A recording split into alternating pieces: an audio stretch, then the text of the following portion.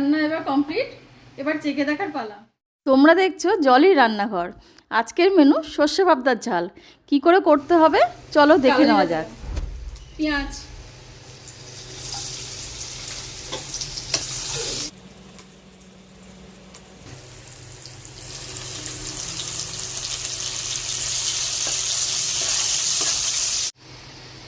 মাছ ভাজবো তার আগে একটুখানি আটা দিয়ে দিলাম, তাহলে তেল মাছটা আর ফাটবে না। মাছটা দিয়ে দিলাম,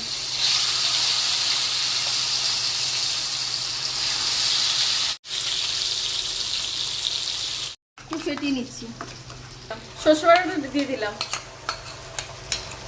মশলাটা কষে গেছে, এবার জল ঢেলে দিলাম। বেশ 4-5টা লঙ্কা দিলাম। ঝালটা যে যেরকম খায় সেই সেরকম দেবে, আমাদের ঝাল অল্প খায় তাই অল্প দিলাম। এবার মাছগুলো দিয়ে দিচ্ছি।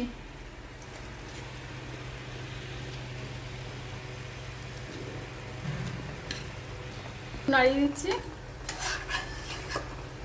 সামান্য একটু সর্ষের তেল ছড়িয়ে উপর থেকে ছড়িয়ে দিয়ে